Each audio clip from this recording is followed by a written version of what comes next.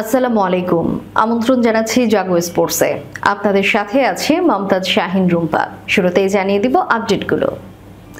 কিভাবে হারতে হয় দেখিয়ে দিল জ্যোতিরা। রিজওয়ানকে সরিয়ে পাকিস্তানের নেতৃত্বে শাহিন আফ্রিদি। বাংলাদেশ সিরিজ থেকে ছিটকে গেলেন ক্যারিবীয় পেসার জোসেফ। মিরপুরের কালো মাটির উইকেটে স্পিনারদের যে পরামর্শ দিলেন মুশতাক। ওয়েস্ট ইন্ডিজেও এমন পিচে খেলা হয় জানালেন পিয়েরে। শুনছিলেন শিরোনাম, এবারে বিস্তারিত। শ্রীলঙ্কার বিপক্ষে 203 রানের লক্ষ্য থেকে 12 রান দূরে, হাতে 2 ওভার আর 5টি উইকেট।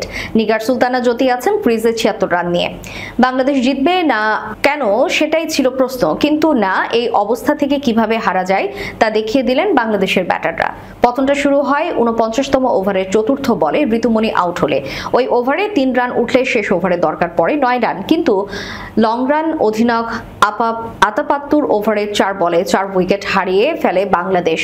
যদিও 77 বলে আউট হন এর মধ্যে। শেষ পর্যন্ত 64 রান করা শারমিন আক্তার সুপ্তা 1 বল পেয়েছিলেন, কিন্তু কিছু করতে পারেনি। 7 রানের হারে বিশ্বকাপ থেকে ছিটকে গেল বাংলাদেশ। অন্যদিকে শ্রীলঙ্কা প্রথম জয়ে 4 পয়েন্ট নিয়ে সেমিফাইনালের একটি ক্ষীণ সম্ভাবনা আগলে রাখল। হারের কারণে জানাতে গিয়ে জ্যোতি বলেছেন, শুরু থেকেই মনে হচ্ছিল ম্যাচটা আমাদেরই। আমি আর শারমিন ভালো খেলেছিলাম। ওই ক্র্যাম্পে চলে যাওয়ার ম্যাচে গতি পাল্টে যায়। গুরুত্বপূর্ণ সময় উইকেট হারিয়েছি, টানা 3টা ম্যাচ এমনভাবে হেরেছি, সত্যি হৃদয় ভাঙা। আমরা চাপ সামলাতে পারিনি, এটা নিয়ে ভাবতেই হবে। স্বর্ণা পঞ্চম বা ষষ্ঠ বোলার হিসেবে এসেছিল, কিন্তু ওর বোলিং অসাধারণ। এমন টুর্নামেন্টের সুযোগগুলো কাজে লাগাতে হয়। আমাদের ফিল্ডিং দল খুব ভালো, কিন্তু গুরুত্বপূর্ণ মুহূর্তে ক্যাচ ফেলেছি। মানসিক দিকটা ঠিক করতে হবে। এক ম্যাচ বাকি আছে, ভুলগুলো শুধরে ভালোভাবে শেষ করতে চাই। আগের ম্যাচগুলোতে পাওয়ার প্লেতে অনেক উইকেট হারিয়েছি, তাই পরিকল্পনা ছিল পাওয়ার প্লেতে উইকেট না দেওয়া। আমরা আগের ওভারে শেষ করতে চেয়েছিলাম, শেষ ওভারে নয়। আমি পার্টনারকে বলেছিলাম, এই ওভারে শেষ করার চেষ্টা করো, না হলে আমাদের স্ট্রাইক দাও, আমি চেষ্টা করব। ক্রিকেট বিষয়ক ওয়েবসাইট ESPN ক্রিকইনফো গতকাল এক প্রতিবেদনে লিখেছেন, টি-20-র পর ওয়ানডের নেতৃত্ব হারাতে যাচ্ছেন মোহাম্মদ রিজওয়ান। সে প্রতিবেদনের 48 ঘন্টা না পেরোতেই কপাল পুড়ল পাকিস্তানের এই উইকেটরক্ষক ব্যাটারের। রিজওয়ানকে সরিয়ে পাকিস্তান ওয়ানডে দলের নেতৃত্ব দেওয়া হয়েছে পেসার শাহিন শাহ আফ্রিদিকে। আজ এক বিজ্ঞপ্তিতে একদিনের ক্রিকেটে অধিনায়ক পরিবর্তনের বিষয়টি জানিয়েছে দেশটির ক্রিকেট বোর্ড PCB। পাকিস্তানের ইসলামাবাদে আজ PCBর জরুরি বৈঠক অনুষ্ঠিত হয়েছে। সেখানে উপস্থিত ছিলেন সাদা বলের coach Mike Hesson, high performance director Aqib Javed এবং নির্বাচক কমিটির সদস্যরা। সবার সম্মতিক্রমে শাহিনকে নেতৃত্ব দেওয়া হয়। 2024 সালে নিউজিল্যান্ডের বিপক্ষে 5 ম্যাচের টি-20 সিরিজে দলকে নেতৃত্ব দিয়েছিলেন শাহিন। PSL-এও তার নেতৃত্ব দেওয়ার অভিজ্ঞতা রয়েছে। সব দিক বিবেচনায় নিয়ে আসন্ন দক্ষিণ আফ্রিকা সিরিজের আগে অধিনায়ক করা হলো 25 বছর বয়সী এই পেসারকে। পাকিস্তানের মাটিতে 3 ম্যাচের ওয়ানডে সিরিজ খেলবে দক্ষিণ আফ্রিকা। ম্যাচগুলো অনুষ্ঠিত হবে ফয়সালাবাদে 4 থেকে 8 নভেম্বর পর্যন্ত। কাঁধের চোটের কারণে বাংলাদেশের বিপক্ষে প্রথম ওয়ানডে ম্যাচটি খেলতে পারেনি সামার জোসেফ। শেষ পর্যন্ত তার কাঁধে সেই ইনজুরি পুরো সিরিজ থেকেই জোসেফকে ছিটকে দিল। রিপোর্টে জানা গেছে, সামার জোসেফ কাঁধে বেশ অস্বস্তি অনুভব করেছিলেন। 26 বছর বয়সী এই ফাস্ট বোলার ভারতের বিপক্ষে টেস্ট সিরিজেও চোটের কারণে খেলতে পারেনি। এবার বাংলাদেশের ওয়ানডে সিরিজেও একই কারণে তার দলে ফেরা স্থগিত হলো।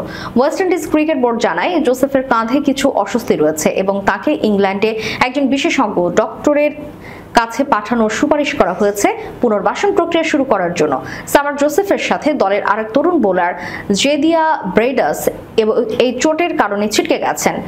23 বছর বয়সী এই বাঁহাতি পেসার পিঠের নিচে স্ট্রেস ফ্র্যাকচারে ভুগছেন এবং তিনি শুধু বাংলাদেশের সফরই নয়, পরবর্তী নিউজিল্যান্ড সফর থেকেও বাদ পড়েছেন। ব্রেডাস পুনর্বাসনের জন্য নিজ দেশে ফিরে যাবেন বলে জানানো হয়েছে। এই দুই বোলারের পরিবর্তে আকিল হোসেন এবং রামন সাইমন্ডসকে ওয়েস্ট ইন্ডিজ দলে যোগ করা হয়েছে বাকি 2 ওয়ানডের জন্য। দুজনই আগে থেকে বাংলাদেশের বিপক্ষে আসন্ন টি-20 সিরিজের জন্য নির্বাচিত ছিলেন। উল্লেখ্য, প্রথম ওয়ানডেতে ঢাকার অস্বাভাবিক ধূসর পিচে বাংলাদেশ 74 রানে জয়ী হয়। বাকি 2 ওয়ানডে অনুষ্ঠিত হবে 21 ও 23 অক্টোবর। ঢাকা প্রিমিয়ার লিগ হোক কিংবা আন্তর্জাতিক ক্রিকেট, মিরপুরের কালো মাটির উইকেট মানে স্পিনারদের জন্য উৎসব। কিন্তু সেই উৎসবে মেতে উঠে নিজের ছন্দ হারিয়ে ফেলা বিপজ্জনক হতে পারে, এমন সতর্কবার্তা দিলেন বাংলাদেশের স্পিন বোলিং পরামর্শক মুস্তাক আহমেদ। ওয়েস্ট ইন্ডিজের বিপক্ষে সিরিজের দ্বিতীয় ওয়ানডের আগে সোমবার মিরপুরের সংবাদ মাধ্যমের মুখোমুখি হয় অভিজ্ঞ পাকিস্তানি কোচ স্পষ্ট করে দিয়েছেন, স্পিন বান্ধব উইকেটে অতিরিক্ত উচ্ছ্বাস নয়, বরং প্রক্রিয়া ও ধৈর্যই হবে সাফল্যের মূল চাবিকাঠি। যখন এমন টার্নিং উইকেট দেখো, স্পিনাররা সাধারণত উত্তেজিত হয়ে পড়ে, তখন তারা প্রক্রিয়াটা ভুলে যায়। কিন্তু প্রক্রিয়ায় সবকিছু।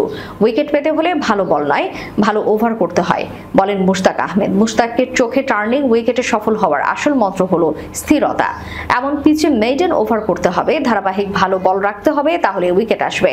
আমার বার্তা একটাই, প্রক্রিয়া ভুলে যেও না, উইকেট নিজ থেকেই আসবে। কালো মাটির উইকেটকে ঘিরে এবার দুই দলই বাড়তি স্পিন শক্তি নিয়েছে। বাংলাদেশের দলে নাসুম আহমেদ আর ওয়েস্ট ইন্ডিজের হয়ে আছেন আকিল হোসাইন। স্বাভাবিকভাবেই মুশতাকের বার্তাটি তাই আরো গুরুত্বপূর্ণ হয়ে উঠেছে। রিশাদ হোসেনের সাম্প্রতিক পারফরমেন্সে অনেকেই মুগ্ধ, কিন্তু মুশতাক মনে করিয়ে দিলেন, এটা যতটা সহজ মনে হয় বাস্তবে তা নয়। না, এটা এত সহজ না বন্ধুরা।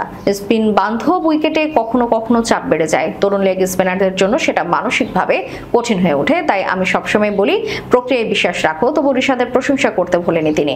রিশাদ ধারাবাহিকভাবে ভালো লাইন এবং লেন্থে বল করেছে। এখন তার রংরানো ভালো হচ্ছে, যা বাংলাদেশের ক্রিকেটের জন্য খুবই ইতিবাচক। 2020 সালে আয়ারল্যান্ডের বিপক্ষে নিজের সর্বশেষ ওয়ানডে ম্যাচ খেলেছিলেন খারি পিয়ারে। 5.5 বছর পর একদিনের ফরম্যাটে ফের ডাক পড়ে যায়। বিশেষ করে বাংলাদেশের স্পিন সহায়ক কন্ডিশনের কথা মাথায় রেখেই পিয়ারেকে স্কোয়াডে ভিড়ায় ওয়েস্ট ইন্ডিজ। প্রথম ম্যাচে 1 উইকেট নেওয়া এই স্পিনার দ্বিতীয় ম্যাচের আগে আজ সংবাদ সম্মেলনে কথা বলেন। Home of cricket Bangladesh West ইন্ডিজের দ্বিতীয় ওয়ানডে শুরু হবে আগামীকাল দুপুর 1:30টায়। প্রথম ম্যাচের মতোই দ্বিতীয়টিতে স্পিন বান্ধব উইকেটের সম্ভাবনা বেশি। সে অনুযায়ী দুই দলই স্পিনে দিচ্ছে বাড়তি গুরুত্ব। বাঁচা মরার ম্যাচের আগে নিজের ও দলের লক্ষ্যের কথা জানাতে গিয়ে পিয়ারে প্রথমেই জানান, ক্রিকেটই তার স্বপ্ন, ধ্যান জ্ঞান। ওয়েস্ট ইন্ডিজের হয়ে খেলতে পেরে তিনি গর্বিত। পিয়ারে বলেছেন, তিনি পরিশ্রমী। আমি জানি দলে টিকে থাকা চ্যালেঞ্জিং, ভালো খেলতে সবসময় সর্বোচ্চটা দেওয়ার চেষ্টা করি। এটা কঠিন পথ, তবে যতটা সম্ভব নিজেকে মেলে ধরার চেষ্টা করি। মিরপুরের কালো মাটির পিচ নিয়ে বেশ আলোচনায় রয়েছে। এ বিষয়ে কথা বলেছেন West Indies coach Darren Sami, জবাব দিয়েছেন বাংলাদেশের রিশাদ হোসেনও। সংবাদ সম্মেলনে উইকেট প্রসঙ্গ উঠলে মানিয়ে নেওয়ার কথাই বললেন পিয়ারে। ওয়েস্ট ইন্ডিজের 34 বছর বয়সী এই অলরাউন্ডার বলেন, হ্যাঁ, যেমনটা বলেছি, পিচটা স্পিনারদের সহায়ক, তবে আমাদের যে কোনো উইকেটে খেলতে হবে, যেটা আমাদের জন্য নির্ধারিত হবে। সবচেয়ে গুরুত্বপূর্ণ হলো আমাদের মানিয়ে নিতে হবে, তিনি আরো বলেন। তাই এখন উইকেট কেমন সেটা খুব একটা গুরুত্বপূর্ণ না, আসলে বিষয় হলো খেলাটা ঠিকভাবে খেলা এবং কন্ডিশনের সঙ্গে দ্রুত মানিয়ে নেওয়া। সিরিজের প্রথম ম্যাচে 10 ওভারে মাত্র 19 রান দিয়ে 1 উইকেট নিয়েছিলেন পিয়ারে। তিনি জানালেন, দেশে এমন উইকেটে আগেও খেলেছেন তিনি, আমাদের দেশেও এমন উইকেট দেখা যায়, তবে যেমনটা বললাম, আমাদের দ্রুত মানিয়ে নিতে হবে। এখানে এসে উইকেট দেখেই বোঝা গেছে এটা স্পিনারদের সহায়ক। ঠিক জায়গায় বল ফেলাটা গুরুত্বপূর্ণ, তবে যেমনটা আপনি বললেন, এমন উইকেটে যদি ভালো করতে না পারেন তাহলে চাপ অনেক বেশিই থাকে। শেষ করার পূর্বে সংবাদ শিরোনামগুলো জানিয়ে দিব আরো একবার। কিভাবে হারতে হয় দেখিয়ে দিল জ্যোতিরা। রিজওয়ানকে সরিয়ে পাকিস্তানের নেতৃত্বে শাহিন আফ্রিদি। বাংলাদেশ সিরিজ থেকে ছিটকে গেলেন ক্যারিবীয় পেসার জোসেফ। মিরপুরের কালো মাটির উইকেটে স্পিনারদের যে পরামর্শ দিলেন মুশতাক। ওয়েস্ট ইন্ডিজেও এমন পিচে খেলা হয় জানালেন পিয়ারে। এতক্ষণ আমাদের সাথে থাকার জন্য ধন্যবাদ। আল্লাহ হাফেজ।